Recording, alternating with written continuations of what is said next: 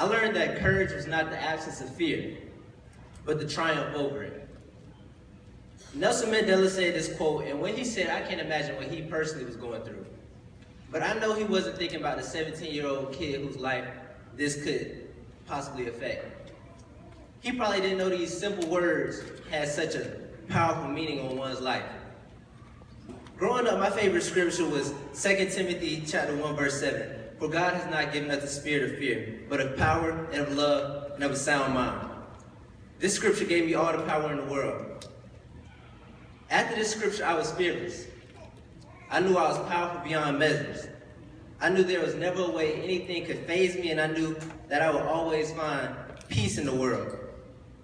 I still believe this, but as we get older, we all mature in our thought processes. We begin to look at things differently. We begin to analyze what's really around us, and we begin to question differently. And the thing I really began to analyze was life and the world and country we live in. I began to analyze the truth. See, when I was a kid, I had nothing to fear. But the truth about this world is what honestly scares me. The truth is, I'm not treated fairly. The truth is, just because I'm not enslaved anymore, it doesn't mean I'm free. Criminal is how they want to label me. I'm not shackled on the plantation anymore, but they want me shackled in prison. The truth is, I'm granted equality but not equity. So this means I have the same rights, but these rights aren't made to benefit me. When I was a kid, I used to cherish dreams because memories, they take you back, but dreams, they carry you forward. Until I was promised this American dream. And see, the American dream is a lot of uniquely placed words that promise us that we have equal opportunity to achieve success as long as we work hard, be determined, and take the initiative. I had to learn through life and failure that that's not true. I had to learn this country was not designed for me to succeed. In school, in the community, in life. So tell me, why would I keep dreaming this American dream when every day I'm waking up to the same America? At first I didn't realize this, but now I do. And that's why I'm scared. I know God didn't give me the spirit of fear, but it's hard for me not to be scared when me and my friends can't play music too loud at a gas station or when we park. I know I'm not supposed to be scared, but it's real hard for me not to be scared when I can't go to the store and then walk home without fearing for my life. Or when my hands being up just isn't enough, because it's hard for me not to be scared because simply being a young black male, I've already incriminated myself by just being me. But it gets even harder. See, a lot of people don't realize this. It gets even harder when my mom must fear every night for her son going out. It gets harder when my dad feels like he can't protect you, and for the first time in your life you feel the tears of a grown man. Or when my sisters must constantly text me throughout the day, letting me know that they love me and always be safe because of the times we live in. God gave me this power, but man, it's hard. It's hard when you feel powerless and helpless because you know one wrong reaction can cost you your life. God gave me the spirit of love, but it's hard to love when we just have to keep burying our sisters and brothers because we live in a system that fears us. We're supposed to love, but it feels like they hate us. God gave me a sound mind, but it feels almost impossible at times to have a sound mind when you're physically and mentally abused, misused, and confused about why does this have to happen to you. And I'm scared. I can't tell you a story. I'm real scared, honestly. I've been brushed off by administrators, left me out to dry. I've been labeled as a thug and hoodlum when I'm the farthest thing from either one of those. I've been racially profiled in public. I had sheriff put their hands on me. I've had law enforcement beat on my window and tearing up while I'm driving home because I remember my parents just telling me, Craig, don't do anything dumb, just get home safe so we can help you and we'll solve it out later. I'm scared because I don't know what tomorrow holds for me, but one thing I've learned is I know who holds tomorrow. And I know we as a people have been to the lowest of lows together and we're still here. I know we've been through the most hate anyone could bear, but yet we still love.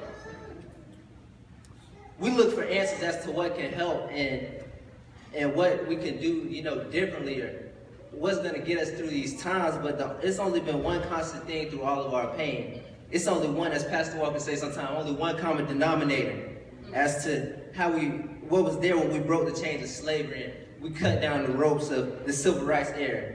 When we felt the assassinations of Malcolm and Martin and saw the hate towards President Barack Obama, or witnessed the murders of Oscar, Trayvon, Eric, Michael, Tamir, Freddie, Sandra, Alton, Philando, Jordan, just to name a few. The only thing that was there through it all was God. And the only thing that's kept us here through it all is faith. God told me I should have no fear because in me he placed strength, love, and a sound mind. But it got hard, it got real hard. So I just continued to pray. Through it all, it was hard, but I just continued to pray. Through all the tears, heartache, and traumatic experiences, I continued to pray, and that's when God revealed to me this. He said, I've said these things to you, that in me you may have peace. In the world you will have tribulations, but take heart, for I have overcome the world. So Craig, I tried to tell you many times, but I know you might have lost sight, so I told you these things so you could trust me. I didn't say it was going to be easy. I didn't say this world, was going to be a walk in the park. I didn't say that this world wouldn't make you feel like nothing. I just told you you're something. I told you you're something because you're mine. And I've overcome the world.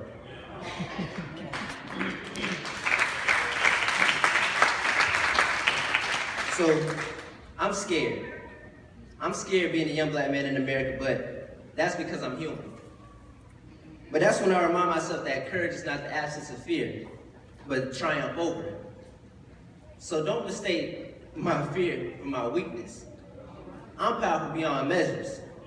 And when I put the word into perspective, it is my light, not my darkness, that most frightens me. When I put this word into perspective, I ask myself, who am I to be brilliant, strong, intelligent, and fearless? Actually, who am I not to be because I'm a child of God? I'm scared for the world because what is destined to become of us. I'm scared for the world because there's no bigger threat to the practice of injustices than an intelligent black man. I'm scared for the world because there's nothing more unique than a strong black woman.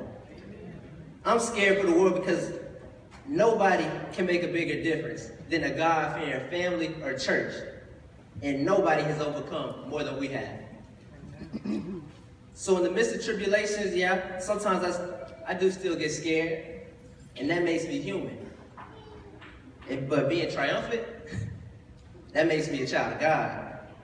Hey, being triumphant, now that's what makes us powerful. Thank you.